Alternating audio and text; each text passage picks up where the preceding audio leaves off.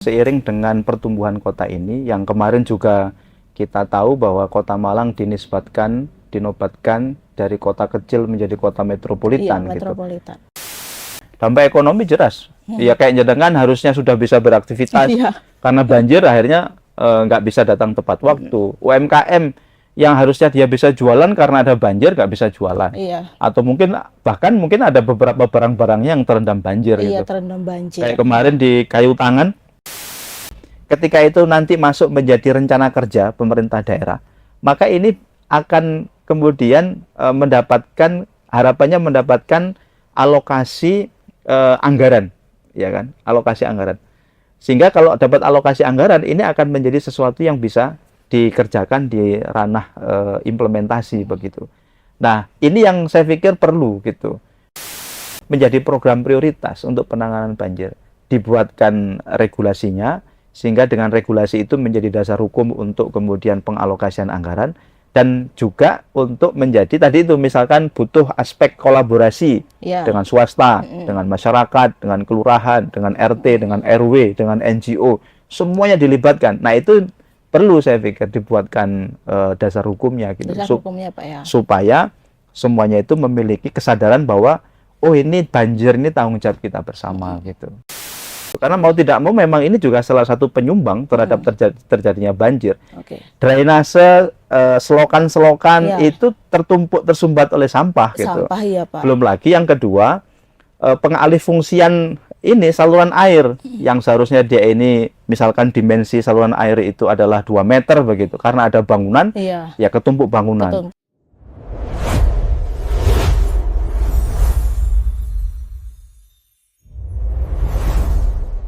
Assalamualaikum warahmatullahi wabarakatuh, Tribuners. Selamat pagi, jumpa lagi bersama saya Septiana Eka dalam Ngobrol bareng Dewan Podcast DPRD Provinsi Jawa Timur. Pada podcast kali ini kita akan membahas tema yang cukup serius, yaitu butuh gebrakan untuk menuntaskan ancaman banjir di Malang.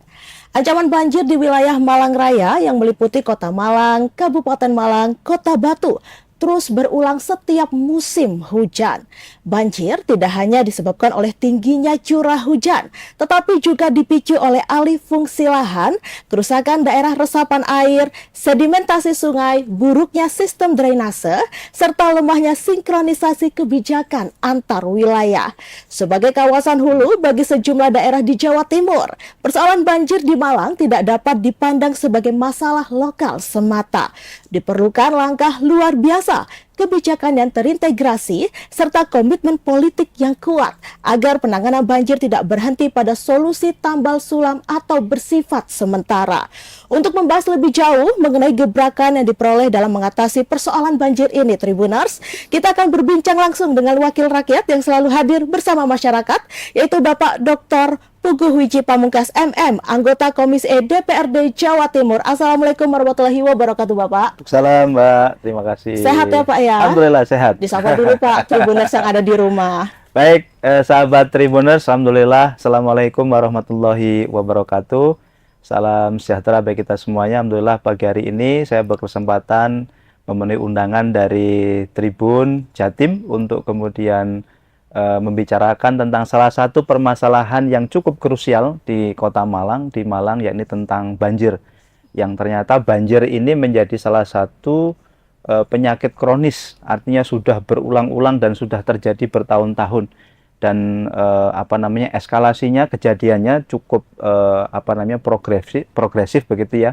Angka kejadiannya cukup panjang, dan insya Allah kita akan bahas pagi hari ini dengan Tribun Jatim Network. Gitu. Oke, tadi Bapak menyebut, Pak Puguh, banjir itu adalah penyakit kronis ya, Pak, yang terus terjadi berulang-ulang. Nah, Senin kemarin nih, Pak, tanggal 2 Maret 2026, wilayah Malang Raya dilanda banjir, Pak. Di Kota Malang itu ada di Jalan Suhat, Jalan Tomro, Jalan Sudimoro, kawasan Sudimoro yang menjadi langganan banjir. Kalau misalkan di kabupaten itu ada di Kecamatan Singosari, terus di Pakis, sama di daerah Kasembon. Iya, Kasembon. Nah, bagaimana Pak Puguh melihat fenomena banjir yang sering melanda di wilayah Malang Raya itu sendiri, Pak? Jadi saya pikir ini salah satu permasalahan yang wajib harus segera diurai ya. Kenapa demikian? Karena kita tahu bahwa Malang Malang Raya ini, apalagi Kota Malang itu kan terkenal dengan aglomerasi wilayah yang menjadi pusat keunggulan bagi Jawa Timur, bahkan mungkin bagi Indonesia. Kenapa demikian? Karena ada sekian puluh kampus, ada 80-an kampus di Kota Malang, menjadi pusat pendidikan, pusat budaya, bahkan pariwisata. Yang hari ini kita tahu bukan hanya wisatawan lokal yang datang ke Malang, tetapi juga wisatawan nasional bahkan global begitu. Artinya, seiring dengan kemajuan kota ini, seiring dengan pertumbuhan kota ini, yang kemarin juga kita tahu bahwa Kota Malang dinobatkan dari kota kecil menjadi kota metropolitan. Metropolitan. Sematan kota metropolitan itu membawa implikasi terhadap tata kelola yang saya pikir harus semakin hari semakin baik gitu. Dibarengi dengan keseriusan untuk menata kelola kota ini menjadi lebih baik. Kenapa harus semakin lebih baik? Karena tadi itu Kota Malang, aglomerasi Malang ini menjadi pusat keunggulan tadi itu, jujukan para wisatawan, jujukan para mahasiswa, pelajar yang mau mengenyam pendidikan di Kota Malang, yang artinya ini butuh diberikan sebuah experience yang baik ketika mereka datang di Kota Malang. Karena apapun itu mereka ini adalah sumber pendapatan asli daerah, pendongkrak ekonomi, ya. Yang menggeliatkan perekonomian masyarakat, sehingga ini juga harus kemudian dijaga begitu. Nah, kita tahu titik kejadian banjir itu kan dari tahun ke tahun terus banyak gitu. Berarti meningkat, Pak? Meningkat, ya. Menurut sumber dari pemerintahan Kota Malang itu kan dari BPBD itu kan tahun 2023 itu ada 130-an titik. 2024 naik lagi jadi 190-an titik banjir. Kalau tadi Mbak Eka ya, sebutkan ada di beberapa titik, dan itu lebih banyak lagi, saya pikir, lebih banyak lagi. Lalu kemudian lebih parah lagi 2025 kemarin ada sekitar 290-an titik banjir gitu di Kota Malang. Yang kemarin sempat viral di media sosial ya, jadi wisata waterboom. Waterboom, iya. Itu kan karena sindiran berdiri di itu kan Pak, penyebabnya bangunan di atas air. Iya, salah satunya. Makanya ini kan menjadi salah satu penyakit kronis, saya katakan penyakit kronis. Kenapa? Karena sudah berlangsung selama beberapa tahun gitu, dan sepertinya tidak ada focusing kebijakan publik yang dilakukan oleh pemerintah daerah untuk mengurai permasalahan banjir ini. Ya, ini yang saya pikir perlu dilakukan begitu. Perlu dilakukan ya Pak. Nah, kita berbicara mengenai yang Suhat itu Pak. Ya. Kan itu kan kemarin banjir ya Pak ya. Ternyata tuh faktornya bukan dari banjir ya Pak ya, ternyata dari sampah lokal yang sumbat ya Pak ya. Kan begini Mbak, salah satu penyumbang derajat keparahan banjir itu kan karena salah satunya ya, yang pertama karena urbanisasi itu terus meningkat. Kota Malang sebagai salah satu kota yang cukup berkembang, kota metropolitan, tentu tidak bisa dipungkiri ya, seiring dengan semakin majunya kampus, semakin membesarnya pusat pendidikan, orang yang datang ke sini akan semakin banyak. Kalau dulu mungkin mereka kos, hari ini mungkin mereka akan beli properti gitu. Yang ini pada akhirnya memperbanyak eskalasi orang yang datang ke Kota Malang gitu. Atau bahasa lainnya adalah orang yang urban. Kota Malang ini semakin banyak. Orang yang urban itu kan pasti butuh, salah satunya adalah tempat tinggal. Nah, pertumbuhan jumlah tempat tinggal ini tidak dibarengi dengan konsepsi tata ruang wilayah, tata ruang kota yang mumpuni, yang memadai, sehingga daerah-daerah yang harusnya itu menjadi pusat resapan air, ruang terbuka hijau, itu semuanya dialihfungsi menjadi pemukiman gitu. Itu yang pertama. Yang kedua, seiring juga dengan semakin banyaknya masyarakat yang datang ke Kota Malang, tentu kan akan menambah derajat banyaknya sampah yang kemudian dihasilkan gitu. Nah, ini juga butuh penguraian tersendiri masalah sampah gitu. Karena mau tidak mau memang ini juga salah satu penyumbang terhadap terjadinya banjir. Drainase, selokan-selokan itu tersumbat oleh sampah gitu. Belum lagi yang kedua, pengalihfungsian ini saluran air yang seharusnya dia ini misalkan dimensi saluran air itu adalah 2 meter begitu, karena ada bangunan ya ketumpuk bangunan. Belum lagi ketambah dengan adanya sedimentasi yang semakin tahun semakin hari kan sedimentasi ini kan semakin banyak gitu. Nah, tidak ada program yang secara spesifik, yang secara khusus dari pemerintah daerah itu yang dia ini mengurai masalah sedimentasi, membersihkan sampah, memastikan saluran drainase ini benar-benar memadai untuk dialiri air begitu. Oke, berarti tata kelola ruang ya Pak ya, kota yang perlu dievaluasi ya Pak ya. Iya, menurut saya itu ya. Itu terus juga banyaknya masyarakat yang pindah ke Kota Malang ya Pak ya. Iya, karena Kota Malang ini apa ya? Salah satu kota yang Kota dicintai ya. Iya, dicintai dan nyaman untuk ditinggali Iya, gitu, iya, Pak. betul. Iya. Apa mungkin karena adem ya? Iya, karena adem ya Pak di Malang ini. Tapi Iya, ya itu iya. banjir yang Iya. masih Adem dan apa-apa murah kayaknya. iya Pak, bener. Adem dan murah gitu Pak. Apa-apa murah makanan Iya. dan lain sebagainya. Berarti kayak apa namanya yang tata kelola, terus juga penyempitan sedimentasi lahan, ruang kurangnya terbuka hijau itu menjadi salah satu faktor ya Pak ya. Banjir terjadi di wilayah Malang itu sendiri. Oke Pak, kalau Bapak menilai gitu Pak, tingkat kedaruratan persoalan banjir di Malang saat ini seperti apa Pak? Saya pikir ini darurat ya. Darurat, Iya, sangat darurat. Karena setiap kali musim hujan pasti banjir. Itu Iya. kan namanya darurat gitu. Iya. Iya kan? Jadi tidak menunggu hujan yang debitnya cukup tinggi pasti banjir gitu. Nah, ini jadi permasalahan menurut saya. Nah, ini saya pikir memang harus ada intervensi yang serius dari pemerintah daerah untuk mengurai permasalahan ini. Karena kalau tidak diurai, ini akan menghasilkan bad experience. Bad experience itu kayak kemarin kita melihat situasi ya jelang akhir tahun, liburan akhir tahun itu, kita melihat berseliweran di media sosial itu ada sebuah campaign negatif di media sosial tentang wisata di Bali. Orang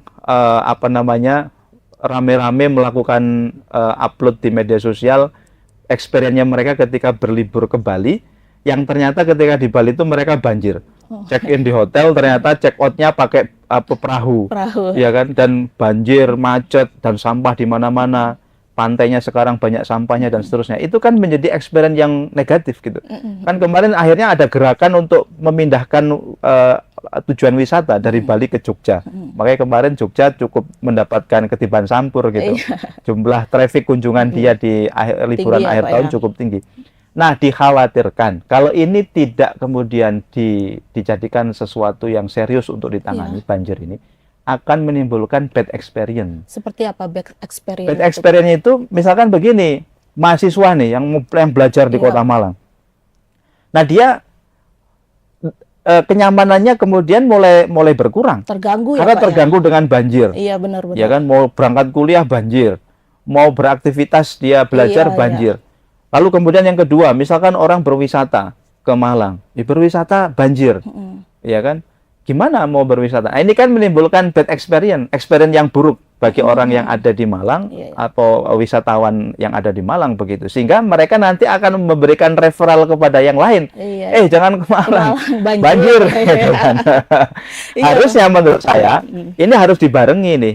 Kota Malang sebagai kota metropolitan harus dibarengi dengan arah kebijakan yang mensupport terhadap penataan ruang kota, ruang wilayah yang ada di Kota Malang ini yang bisa mengakomodir, yang bisa representatif bagi semua orang yang ada di Kota Malang. Baik itu dia penduduk asli yang 800 ribuan itu atau mereka yang sedang ke sini belajar ataupun berwisata gitu. Karena sekali lagi mereka ini adalah sumber pendapatan daerah. Mereka ini yang menggerakkan ekonomi. Coba bayangkan, Mbak, kalau mahasiswa itu 1 bulan dikirimi 1 juta oleh orang tuanya. Padahal ada 350-an ribu mahasiswa yang di Kota Malang. Berarti sebulan itu ada perputaran uang sekitar 350 miliar. Iya. Itu kan luar biasa itu, menggerakkan ekonomi kan. Warung tergerak, UMKM, jalan, ya kan, semua tergerak. Ya, aspek-aspek ekonomi semuanya bergerak. Nah, kalau experience-nya buruk, mereka lalu kemudian nggak mau lagi datang ke Malang, nggak mau lagi belajar ke Malang. Ini kan menjadi sesuatu yang kurang baik gitu. Iya sih, kalau misalkan ada banjir tuh memang terganggu aktivitas ya Pak ya. Sama seperti halnya saya, seorang pekerja gitu Pak, yang biasa ditempuh selama 30 menit jadi 60 menit atau 2 jam kalau misalkan banjir itu Pak. Benar-benar terganggu aktivitas kita saya. Jadi banjir itu ya jelas pasti akan menimbulkan dampak ekonomi. Pasti akan menimbulkan dampak sosial, itu pasti itu. Dampak ekonomi jelas, Ya kayak jenengan harusnya sudah bisa beraktivitas, Iya. karena banjir akhirnya nggak bisa datang tepat waktu. UMKM yang harusnya dia bisa jualan karena ada banjir nggak bisa jualan. Iya. Atau mungkin bahkan mungkin ada beberapa barang-barangnya yang terendam banjir Iya, gitu. terendam banjir. Kayak kemarin di Kayu Tangan Heritage kan, Iya, sungainya itu. sukanya itu kan Iya, banjir meluap. juga kan, Iya, meluap kan. Nah itu kan akhirnya kan nggak bisa orang mau berwisata ke situ, yang sebelumnya mungkin dia sudah punya aset yang cukup baik untuk dijadikan sebagai tempat berkunjungnya para wisatawan yang ke Kayu Tangan Heritage, akhirnya rusak karena banjir. Ini Iya, kan benar. menimbulkan dampak ekonomi. Iya. Dampak sosialnya ya jelas. Apa, Pak? Ya, dampak sosialnya salah satunya akan mengganggu aktivitas pergerakan manusia yang ada di Kota Malang gitu. Oke, berarti banjir yang menghantui Kota Malang ini banyak sekali dampaknya Pak, dari segi ekonomi, sosial, dan lain sebagainya ya Pak Betul. ya. Nah, lalu Pak, gebrakan Pak, yang paling realistis apa yang harus segera dilakukan untuk menuntaskan banjir di Malang, baik dalam jangka pendek maupun jangka panjang? Mm-mm. Yang pertama itu menurut saya harus ada penguatan infrastruktur dan tata ruang kota ya. Yang Iya, pertama itu. Jadi penguatan infrastruktur dan tata ruang kota. Jadi ini apa contohnya salah satunya? Salah satunya adalah dengan normalisasi yang namanya drainase. Oke, Normalisasi drainase. sungai. Mm-mm. Dan ini harus jadi salah satu program unggulan dari pemerintah daerah gitu. Normalisasi sungai, normalisasi drainase. Ini kan sebenarnya tidak terlalu butuh banyak biaya kalau pemerintah itu memiliki engagement dengan masyarakat yang Iya, baik. Bapak. Karena itu bisa melibatkan masyarakat. Iya, Kerja bakti, gotong royong itu bisa melibatkan masyarakat. iya Bapak, benar. Coba misalkan gini, pemerintah Kota Malang membuat gerakan ya seminggu sekali atau 2 minggu sekali kerja bakti. Oke, kerja bakti bersih-bersih. Bersih-bersih sungai, di lingkungan gitu ya. RT, RW. di lingkungan RW. Mm-mm. Apalagi mereka yang dilewati oleh drainase yang itu sangat vital Iya. begitu. Bersih-bersih, dibersihkan sungainya, drainasenya dari sampah, dari sedimen gitu. Nah, pemerintah daerah hadir support. Supportnya bisa dalam bentuk anggaran, supportnya bisa dalam bentuk misalkan drainase itu memang nggak bisa dipakai pakai alat sederhana, pakai alat berat, maka datangkan alat berat. Alat berat ya. Begitu.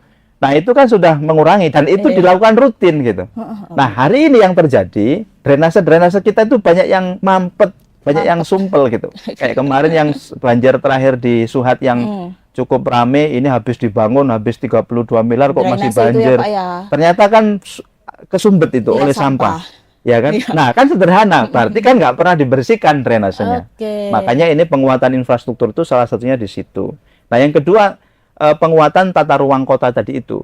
Jadi menjadikan ruang terbuka hijau, resapan air itu tetap harus konsisten pemerintah itu. Meskipun ini angka urbanisasi itu cukup tinggi, angka kebutuhan perumahan itu cukup tinggi, maka penataan wilayah ini harus dilakukan. Oke. Kalau kita lihat mapping Kota Malang itu kan Malang yang bagian barat, daerah Lokwaru, daerah kampus, itu kan sudah cukup padat. Padat ya. Daerah Klojen, apalagi daerah Blimbing juga Blimbing, demikian. Mungkin padat. Blimbing yang agak timur mungkin masih agak longgar, Ya. ya kan. Kalau kita berbicara Sukun juga demikian. Yang mungkin dekat Wagir masih agak ini. Wakir. Nah, yang masih agak longgar itu di Kedung Kandang, Gedung kandang itu Malang ya. Timur. Nah, saya pikir arah kebijakan tata ruang kotanya itu harus mengarah ke timur menurut saya, biar tidak semuanya berjubel di daerah Di tengah. pusat kota Iya, di gitu, tengah. di Lokwaru ataupun di Klojen. Nah, kalau dipaksakan di situ, akibatnya tadi itu mengurangi ruang resapan air, mengurangi ruang terbuka hijau, yang Oke. itu pada akhirnya akan menambah derajat keparahan banjir. Berarti untuk ruang terbuka hijau itu lebih difokuskan di Kedung Kandang ya Pak ya, karena lahannya masih luas. Kalau berbatasan dengan Karangploso juga itu padat juga ya Pak. Pada juga, iya Padat. kan, pada juga. Iya, benar-benar.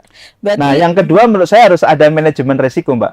apa, Pak? Manajemen resiko itu adalah, jadi pemerintah Kota Malang itu idealnya memang punya mapping gitu, punya dashboard, titik-titik. Kalau tadi ada 298 titik Iya. banjir di 2025, maka dia harus punya itu titik-titik yang sangat rawan terjadinya banjir di mana? Oke. Suhat, Borobudur, Galunggung. Galunggung, Iya. di mana? Sudimoro. Sudimoro itu. Nah, langganan. titik-titik itu harus ada semacam kayak sistem mitigasi awal begitu, sehingga ketika ada mulai perakiraan cuaca dari BMKG bahwa hari ini akan terjadi hujan dengan debit air sekian, itu sudah disiagakan begitu, Iya, sudah iya. dilakukan mitigasi duluan begitu. yang itu bisa melibatkan pemerintah kelurahan, RT, RW, semuanya diberikan panduan di dalam itu. Di Provinsi Jawa Timur itu di BPBD itu ada program namanya Destana, Mbak. Desa Tangguh Bencana.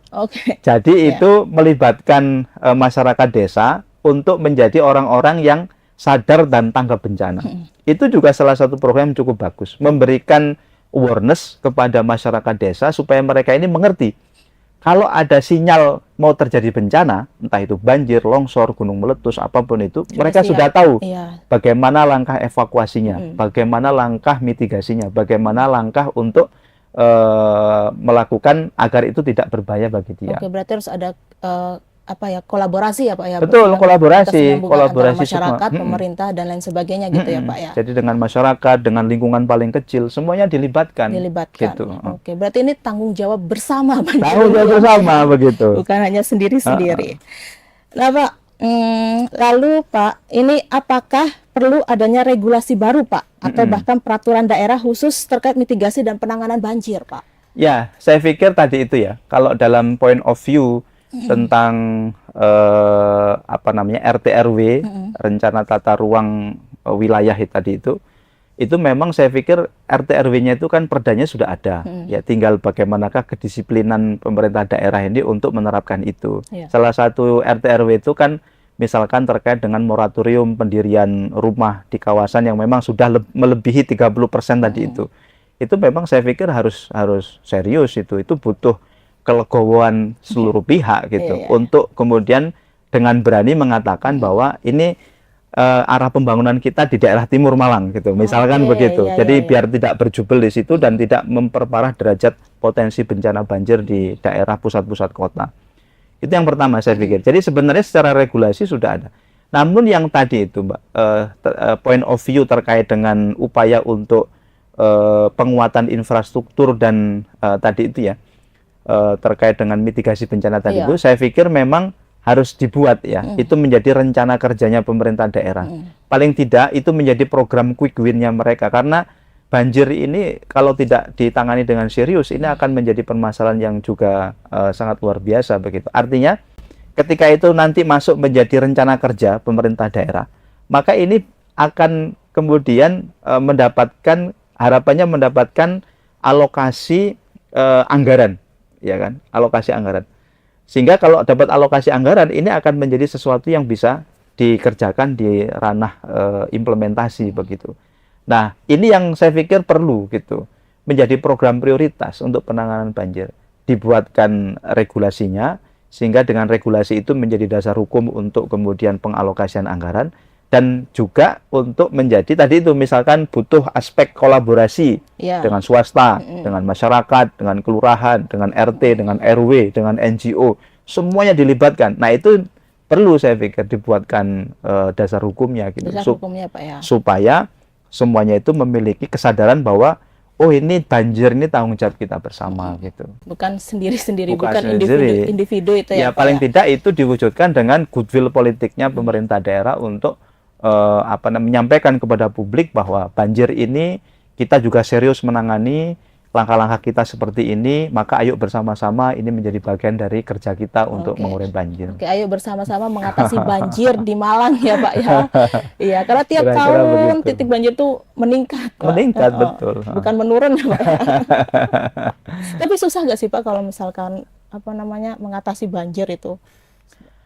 Ya, saya pikir semua hal itu bisa dianggap susah, bisa dianggap mudah gitu. Tergantung sudut pandang kita aja, itu kita anggap sebagai sesuatu yang susah ataupun mudah begitu. Makanya kesemuanya itu saya pikir butuh dukungan politik, butuh dukungan arah kebijakan gitu. Nah, dukungan politik, dukungan arah kebijakan itu kan kembali lagi kepada goodwill masing-masing orang ini, terutama para pengampu kebijakan di Kota Malang gitu. Menjadikan banjir ini sebagai isu utama atau enggak gitu. Menjadikan banjir ini menjadi permasalahan yang serius atau enggak. Menjadikan banjir ini menjadi permasalahan yang harus diurai secara quick win atau enggak gitu. Itu kan kembali lagi ke orangnya gitu. Oke. Terakhir nih Pak Puguh, apa pesan Bapak untuk seluruh stakeholder termasuk masyarakat agar persoalan ancaman banjir ini bisa tuntas di kawasan Malang Raya? Ya, saya pikir ya banjir ini sekali lagi adalah permasalahan yang memang harus kita urai bersama ya.